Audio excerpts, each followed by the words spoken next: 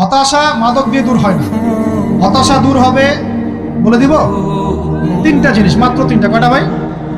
এক, 5 ওয়াক্ত নামাজ। এক কি? নামাজে আপনি অজু করে সিজদা দেন, ইনশাল্লাহ আপনার মনে প্রশান্তি না আসলে আমাকে এসে বলেন যে আসে না। চোখের পানি, মনের আবেগ যা আছে আপনার ভিতরে, কষ্ট, দুঃখ, যন্ত্রণা, সব আল্লাহকে ঢেলে দিবেন ইনশাল্লাহ। নিজের আবেগ ধরে রাখবেন এখানে, আপনি আল্লাহর জন্য ঢেলে দিবেন। মানুষকে আবেগ দেখা কি না? মানুষ আপনার চোখের পানির মর্ম বুঝবে? মানুষ কি মানুষের চোখের পানির মর্ম বুঝে? আপনার পিতা যদি মারা যায়, আমার কাছে এসে দোয়া চান কান্নাকাটি করে, আমি দোয়া করতে পারবো, কিন্তু আমি কিন্তু আপনার ফিলিংসটা বুঝতে পারবো না। আপনার অনুভূতি কে বুঝতে পারবেন? আল্লাহ পাক আপনার ঘাড়ের রগের চেয়েও কাছে আছে। সুবহান সুবহান, আল্লাহ পাক ঘাড়ের রগের চেয়ে কাছে আছে। গতকালকে বাংলাদেশের একজন বরেণ্য আলেমের সাথে একটা কনফারেন্সে ছিলাম। উনি বলছিলেন যে এক ব্যক্তি, এটা শোনেন, এক ব্যক্তি খুব তার শখ যে তিনি সাহাবীদের মতো নামাজ পড়া শিখবেন। কথা বুঝতে পারছেন? সাহাবীদের মতো নামাজ শিখবেন।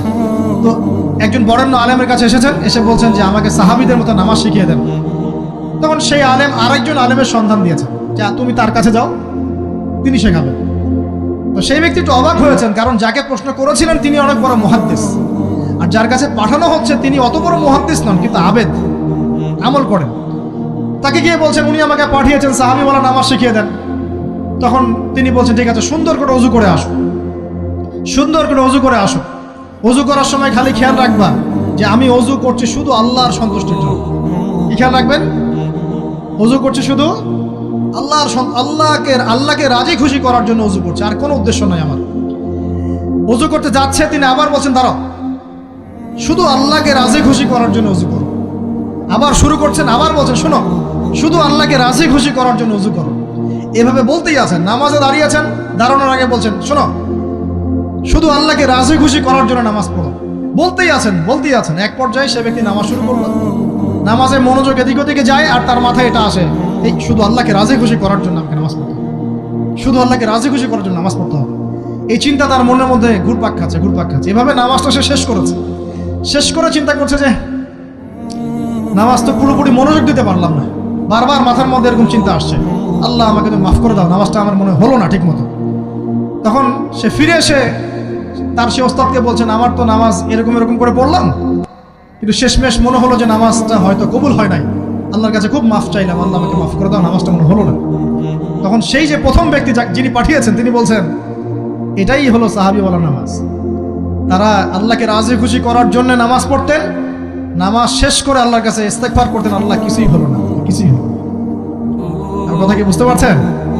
অতএব আল্লাহকে রাজি খুশি করার জন্য আপনি আপনার আবেগ, আপনার ইবাদত সব ফেলে দিবেন, অন্য কারো কাছে কিছু পাওয়ার আশা করুন। আমাকে আল্লাহ পাঠিয়েছেন দুনিয়াতে নামাজ পড়তে, রোজা রাখতে, দিনের প্রচার করতে, দিনের জ্ঞান অর্জন করতে, এই তো। তা আমি একজন মেয়ের জন্য জীবন নষ্ট করে দিব কেন? আমি তাহলে আল্লাহর কাছে কি মুখ দেখাবো, আর নবীর কাছে কি মুখ দেখাবো? ওখানে গিয়ে বলবো আল্লাহ আমি আমার অমুক প্রেমিকার জন্য আশেক হয়ে একদম জীবন দিয়ে দিয়েছি, আত্মহত্যা করেছি। গেছে ভাই, যাইতে দেন। যে ব্যক্তি আপনার অবস্থানকে মূল্যায়ন করে নাই, সে আপনার যোগ্য ছিল না।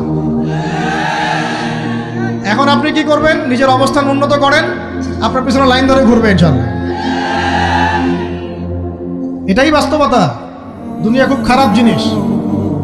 মানুষের অবস্থানকে মূল্যায়ন করে, মানুষের অবস্থানকেই মূল্যায়ন করে, কিন্তু আল্লাহ রাব্বুল আলামিন আপনাকে সর্বাবস্থায় ভালোবাসেন। আলহামদুলিল্লাহ। এই যে আমরা এখন অনেক পাপ করছি না, আল্লাহ কি আমাদেরকে আযাব দিয়ে ধ্বংস করে দিয়েছেন? আল্লাহ পাক এখনো আমাদেরকে ভালোবাসেন, রহম করেন, আল্লাহ পাক অপেক্ষা করছেন কখন তওবা করবে, আমি তওবা কবুল করব। এই কখন আমার বান্দা খালি একবার বলে আস্তাগফিরুল্লাহ, আল্লাহ পাক সাথে সাথে মাফ করে দিবেন। আর সেই আল্লাহকে ভুলে আপনি কার পিছনে ছুটছেন? আমরা কিন্তু নিয়াত করতে পারি ভাই যে আমরা যারা ওয়াজ শুনলাম জীবনে কোনোদিন সিগারেটে হাত দিব না ইনশাআল্লাহ। রাজি আছি ভাই? অন্য বড় বড় জিনিস তো বহুত দূরের কথা। আচ্ছা, অনেকে রাজি হয় নাই কেন? আপনারা কি অলরেডি আসক্ত? আমি অনেক ভাইকে দেখেছি মাশাআল্লাহ ইফতার খুলেই একদম বেনসন টানা শুরু করে। হ্যাঁ, এটা যে হারাম আপনাদের কেউ ওয়াজ করে শোনায় নাই? এটাকে কি মনে করেন আপনারা, হারাম না হালাল? কেউ বলেছে মাকরু, নাকি মাকরু ফতোয়া দিয়েছে? মাকরু শব্দের অর্থ জানেন আপনি? মাকরু শব্দের অর্থ কি শোনেন। সূরা বনী ইসরাঈল খুলবেন। কোন সূরা? সূরা বনী ইসরাঈল আল্লাহ পাক বলছেন, আমি বনু ইসরাঈলকে এই কাজগুলো করতে নিষেধ করেছেন। কোন কোন কাজ? জেনা করো না, জেনার ধার কাছে যেও না, এতিমের মাল আত্মসাৎ করো না, শিরিক করো না ইত্যাদি। যারা আলেম আছেন তারা আমার কথা বুঝবেন। এই কাজগুলোর পরে আল্লাহ পাক বলছেন যে এই প্রত্যেকটা কাজ আল্লাহর কাছে মাকরুহ, অপছন্দের। কিসের? অপছন্দ। আর এটাকে আপনি সহজ মনে করছেন? নিয়াত করি আল্লাহ পাকের সন্তুষ্টির জন্য আমরা কোনোদিনও মাদকের সাথে সম্পৃক্ত হব না ইনশাআল্লাহ। আর বিশ্বাস করেন, শুধুমাত্র মাদকদ্রব্য নিয়ন্ত্রণ অধিদপ্তর এই আইন কানুন এগুলো দিয়ে, জরিমানা দিয়ে মানুষকে মাদক ছাড়ানো যাচ্ছে না, যাবে না। কেন যাবে না এটা আপনারা খুব ভালো করেই জানেন, আমি বলতে চাচ্ছি না। অনেক সময় মাদক বিরোধী কনসার্ট করে মানুষ, মাদক বিরোধী কনসার্টে ওঠার আগে এক বোতল ডাইল খেয়ে আসে আগে। এগুলো কি বাস্তব কথা বলছি না অবাস্তব কথা বলছি? আমাদের যুবক ভাইরা কোশ্চিন কালেও মাদকের ধার কাছে যাবেন না ইনশাআল্লাহ। একটা হাদিস খালি মনে রাখেন, একটা, এই হাদিসটা মনে রাখেন। নবী সাল্লাল্লাহু আলাইহি ওয়াসাল্লাম বলেছেন, কেউ যদি মাদকদ্রব্য সেবন করে তার 40 দিনের নামাজ কবুল হবে না। সিগারেট একটা খেয়েছি, 40 দিন নামাজ নাই। এরপর যদি সে তওবা করে আল্লাহ মাফ করে দিবে। আবার যদি মাদক খায় আবার 40 দিন কবুল হবে না। যদি আবার তওবা করে আল্লাহ মাফ করে দিবে। আবারও যদি খায় আবারও 40 দিন কবুল হবে না। আবারও তওবা করলে আল্লাহ আবার মাফ করে দিবে। চতুর্থবার সে যদি মাদক খায়, আল্লাহ রাসূল সাল্লাল্লাহু আলাইহি ওয়াসাল্লাম বলছেন, আল্লাহ পাক কিয়ামতের মাঠে তাকে তিনাতুল খাবাল পান করাবেন। কি পান করাবেন? তিনাতুল খাবাল। সাহাবীরা বললেন, ইয়া রাসূলুল্লাহ, এটা কি তিনাতুল খাবাল? কি? নবী সাল্লাল্লাহু আলাইহি ওয়াসাল্লাম বলছেন, এটা হচ্ছে জাহান্নামীদেরকে আযাব দেওয়ার পর তাদের রক্ত মাংসের যে পুঁজ বের হবে, এই যে ড্রিঙ্কস, জাহান্নামের হার্ড ড্রিঙ্কস, এই ড্রিঙ্কসের নাম হলো তিনাতুল খাবাল। আল্লাহ পাক আমাদের সবাইকে মাদক থেকে বাঁচিয়ে রাখুন। আমল হচ্ছে কোরআন তেলাওয়াত। যে ব্যক্তি কোরআন তেলাওয়াত করতে পারে নিয়মিত, তার মনের মধ্যে এই হতাশা, এই ভীরুতা, এই কাপুরুষতা কিচ্ছু আসবে না ইনশাআল্লাহ। আমি গ্যারান্টি দিচ্ছি আপনাকে, হতাশা আসবেই না আপনার মনে যদি আপনি কোরআন বুঝতে পারেন।